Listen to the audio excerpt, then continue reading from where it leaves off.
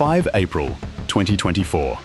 In a remote bushland area near Scarsdale, southwest of Ballarat, in the state of Victoria, a fire suddenly broke out from a car parked in an empty stretch of land.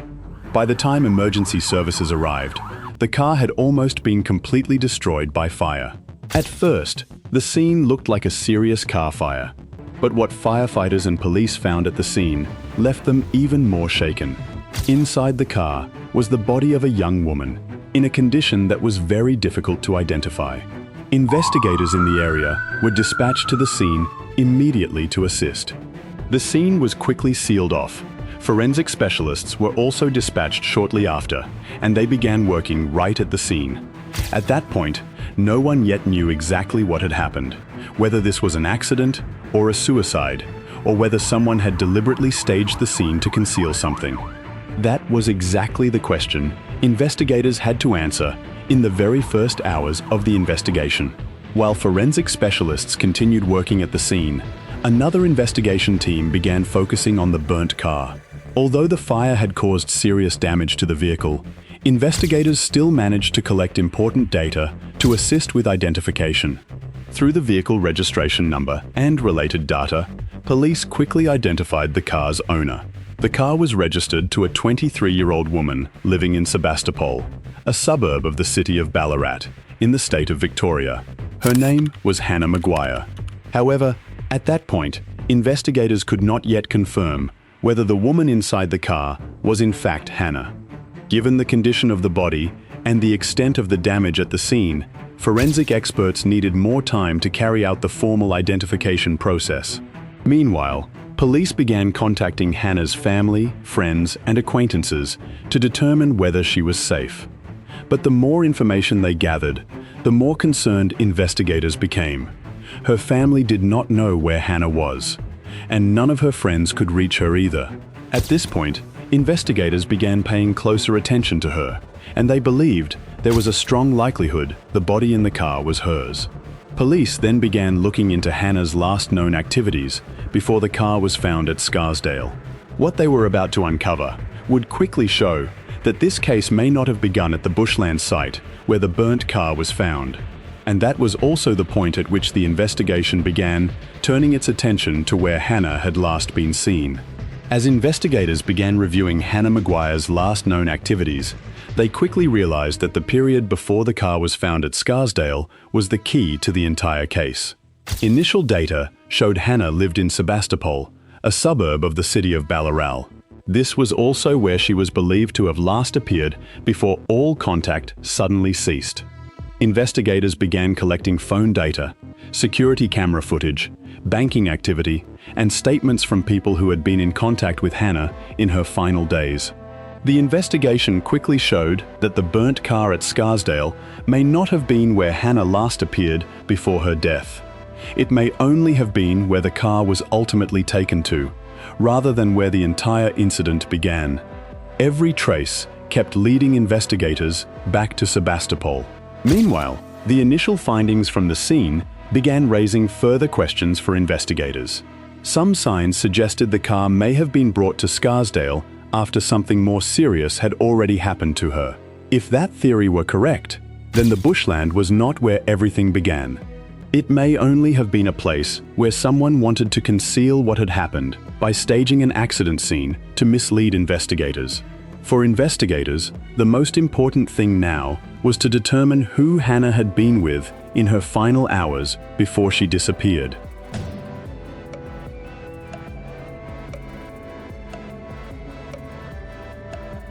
As investigators began reconstructing Hannah McGuire's closest relationships, one name began to raise suspicion among investigators and stood out in the statements of those around her. That name was Lachlan Young, a 23-year-old man the same age as her, identified as one of the last people known to have had contact with Hannah before she lost contact. According to initial information gathered by police, Hannah and Lachlan had been in a relationship for a long period of time. This led police to focus more closely on establishing his activities in the period before and after the incident was discovered at Scarsdale. Alongside this, forensic experts continued the formal identification process for the body found inside the vehicle. While the results of that testing were still pending, investigators began cross-referencing statements, phone data, security camera footage, and information relating to those closest to Hannah across several surrounding areas. The deeper they went into the timeline of her final days before she disappeared, the more details they found that did not fully align with the theory of a suicide or an accident. For investigators,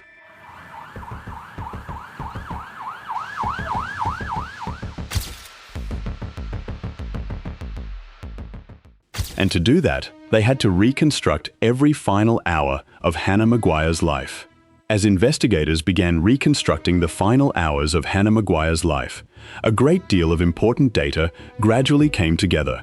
According to documents later presented in court, Hannah and Lachlan had been in a relationship for more than 2 years before the incident occurred. Hannah and Lachlan had once lived together in Sebastopol. However, in the period before the incident, the relationship between the two of them had run into a great deal of difficulty. Investigators gathered statements from Hannah's family, friends, and colleagues to establish what had taken place in her final days before she lost contact. This process showed Hannah had been preparing for a new stage in her life. Many of those close to her said she had made her own plans for the future and was considering major changes in her personal life. Meanwhile, phone data and information gathered from those around her continued to help police narrow down the window of time in which Hannah was last seen. The more they cross-referenced the data, the more investigators found that Hannah's final hours before she disappeared all revolved around a familiar location in Sebastopol. This was also the place Hannah was believed to have last appeared before all contact suddenly ceased. For investigators, this was a particularly important discovery and a crucial lead, because if Hannah had not disappeared at Scarsdale, then the answer to what had happened to her was more likely to be found in Sebastopol. And it was here that investigators began focusing on the events of 5 April 2024. As investigators focused on 5 April 2024, they began reconstructing every event that took place in the final hours before Hannah McGuire disappeared. According to what was later presented in court, at that time, Hannah and Lachlan Young were still in contact with each other, even though the relationship between them had run into considerable difficulty. Witnesses said Hannah was trying to make significant changes in her life. Those plans also became an important part of the investigation. In reviewing the timeline, investigators established that most of the significant events of that day revolved around the house in Sebastopol, where Hannah and Lachlan had once lived together. The data gathered showed Hannah was still present in that area in the hours before all contact suddenly ceased. After that point, no further activity from Hannah was ever confirmed. There were no further calls from that point onward, and there was no further contact with her friends or family either. No one confirmed seeing her after that point. For investigators, this was a particularly important gap in time, because it was precisely within this window that the entire case appeared to shift in the direction many might have suspected. At this point, all of investigators' attention turned to what had happened inside the house in Sebastopol on 5 April 2024. As investigators continued reconstructing the timeline of 5 April 2024, they began gathering further statements from those close to Hannah McGuire. This information gradually helped them better understand the state of the relationship between Hannah and Lachlan Young in the period before the incident. According to documents later presented in court, the relationship between the two of them had become strained over several months. Investigators learned Hannah had been considering ending the relationship entirely and starting a life of her own. Many family members and friends confirmed she had spoken about these plans before losing contact. For the investigation, this was a particularly important discovery, because it helped explain why investigators began focusing more closely on the events of 5 April. Meanwhile, the data gathered continued to show that both Hannah and Lachlan had been present in Sebastopol in the period before all contact from Hannah ceased. The more investigators cross-referenced statements against objective data, the more they came to believe the answer to the entire case lay within the final hours the two of them were known to have been in the same place. And it was this process of investigation that began to reveal what had really happened inside the house in Sebastopol that day. As suspicions continued to grow, investigators decided to focus more closely on Lachlan Young. As one of the last people known to have had contact with Hannah McGuire before she lost contact, Lachlan quickly became a key figure in the investigation. In the days after the car was found at Scarsdale, investigators proceeded to gather further phone data, security camera footage, and other related information to check the accuracy of the timeline they were building. Alongside this, investigators contacted Lachlan Young to request his assistance with the investigation and to provide a statement about his activities during the period Hannah McGuire lost contact. As one of the last people known to have had contact with Hannah, Lachlan's statement was considered particularly important for reconstructing the timeline of the case. At this stage, the investigation was still in the process of gathering and verifying information. Investigators needed to determine what was true and what did not align with the objective evidence they held. Meanwhile, forensic results from the burnt car scene were gradually sent back to the investigation team. Because the body had been severely affected by the fire, identification could not be carried out at the scene itself. Forensic experts had to use a number of different identification methods and cross-reference them against relevant records to establish the victim's identity.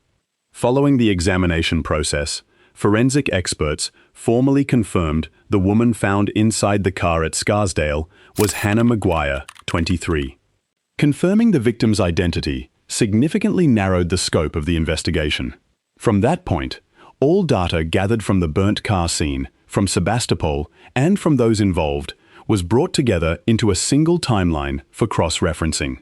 The more they checked, the more investigators found certain details in the explanations given did not fully align with the objective data they held. And the more they cross-referenced these various sources of information, the more investigators found gaps and questions that had not yet been satisfactorily explained. For them, this was the point the investigation began shifting from searching for answers to testing the explanations that had already been given. After the scope of the investigation had been significantly narrowed, investigators continued working with Lachlan Young.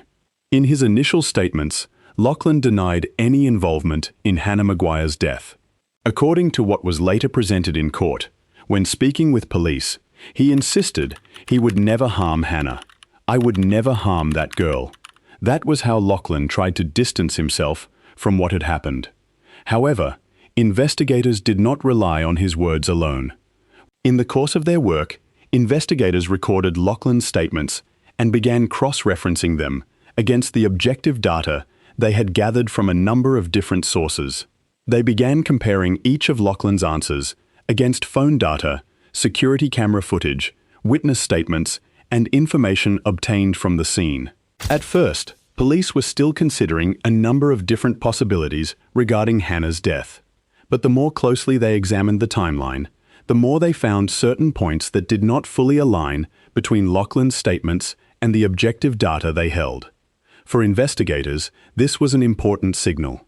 Because in homicide investigations, small discrepancies in a statement can sometimes lead to far larger discoveries. But these inconsistencies were not yet enough to draw an immediate conclusion. But they were enough to make investigators focus their attention on Lachlan more closely. For them, this was the point the investigation began to shift significantly. And it was these unsatisfactory explanations that pushed the case into a new phase. After Lachlan Young's statement began showing inconsistencies, investigators expanded their search and evidence gathering.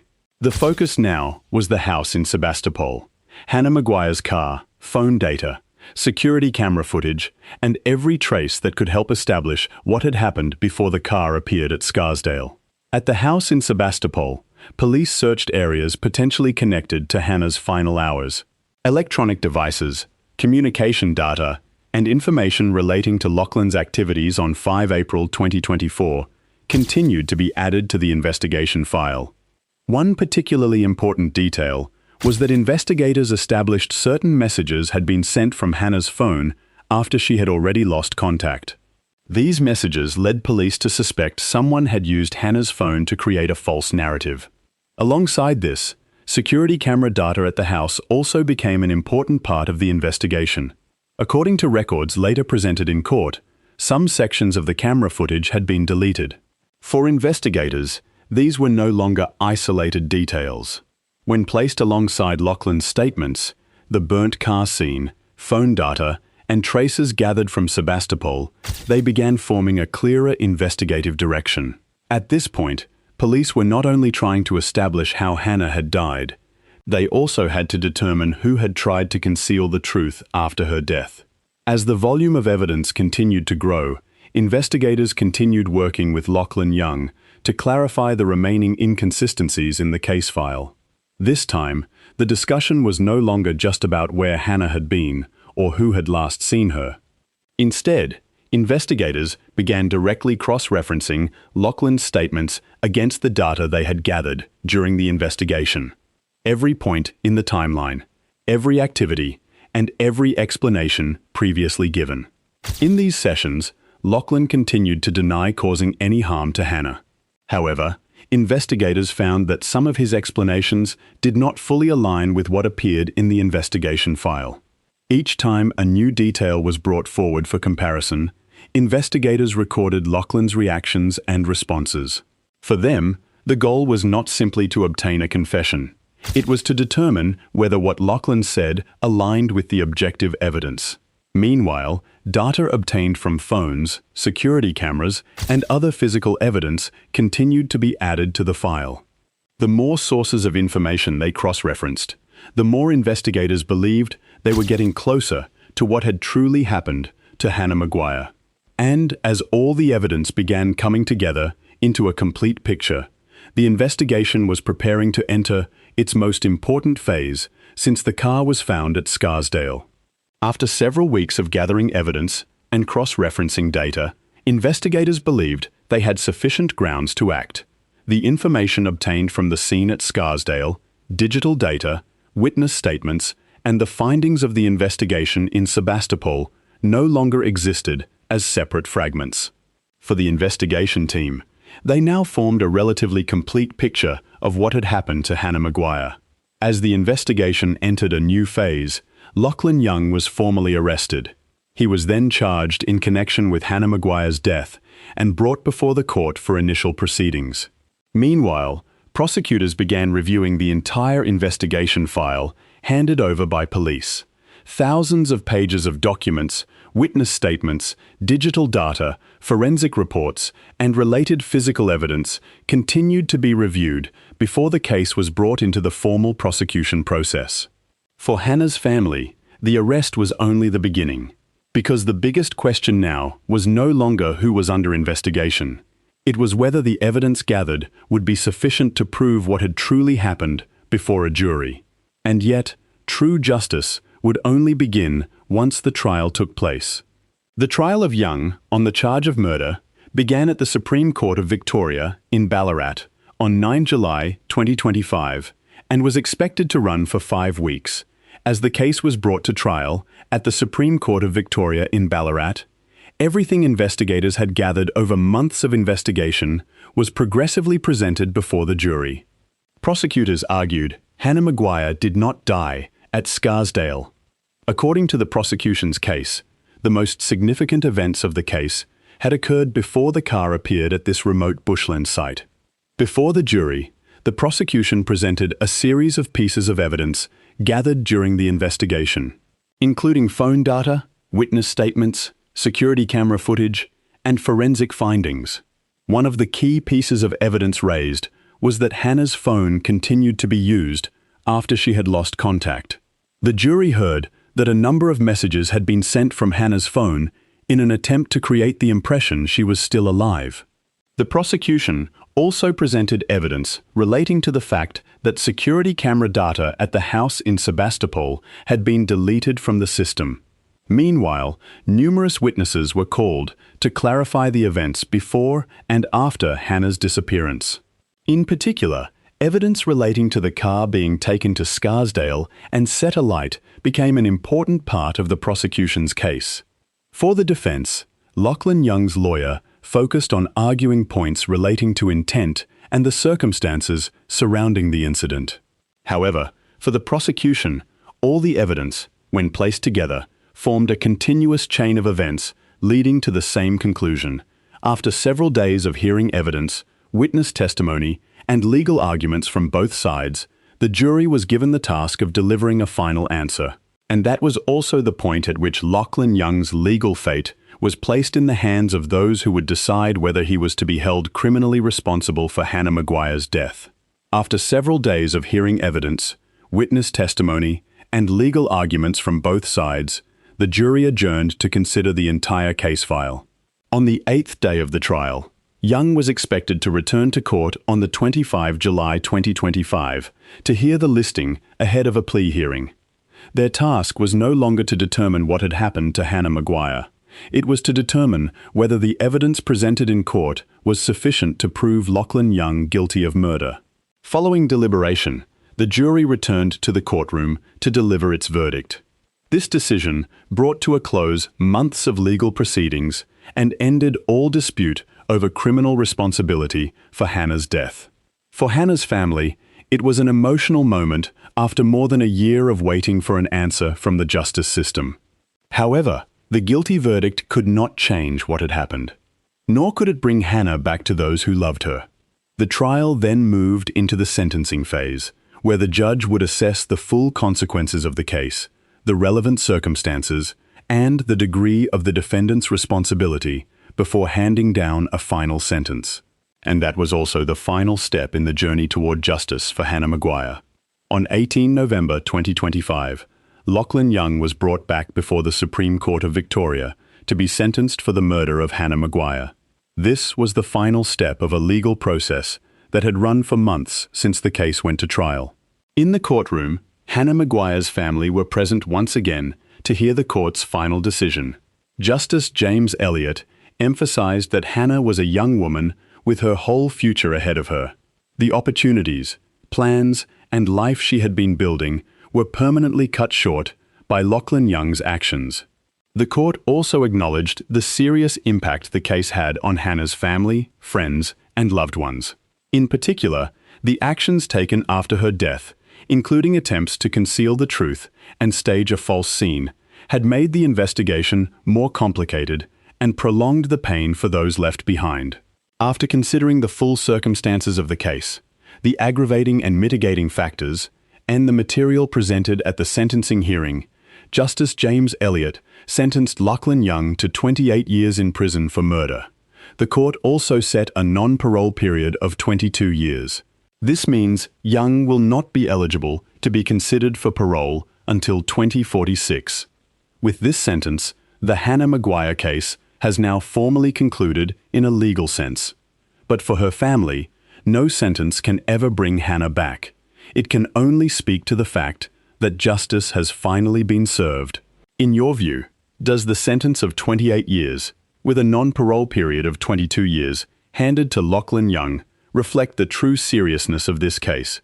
Is this a fair sentence for what happened to Hannah McGuire and the suffering her family has had to bear? Or is there still something about this case that leaves you with unanswered questions? Leave your thoughts in the comments below.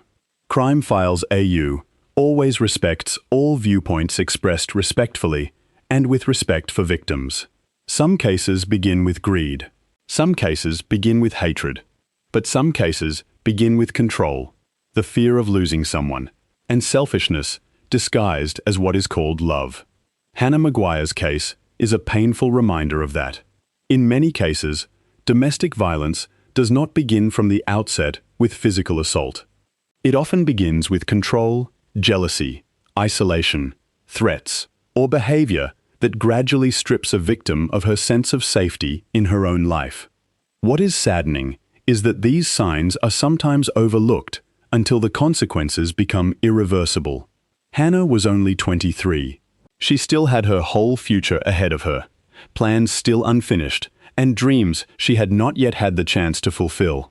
But all of it ended within a very short period of time, through an impulsive decision that no one could ever undo.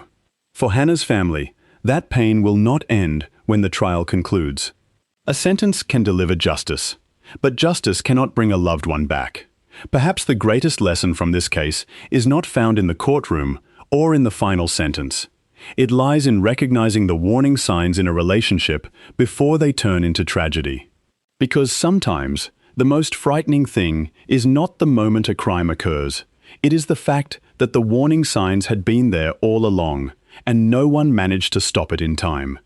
This video was produced for the purpose of education, documentation, and raising community awareness about real cases. The content may include details relating to crime, domestic violence, death, or events some viewers may find distressing. Viewer discretion is advised. All images, video, audio, press material, and footage used in this video are for illustrative purposes only, supporting the narrative and analysis. Crime Files O does not condone, encourage, or glorify any act of violence or unlawful activity.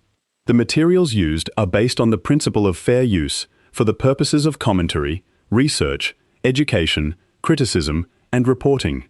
All intellectual property rights belong to the respective authors, organizations, and lawful owners.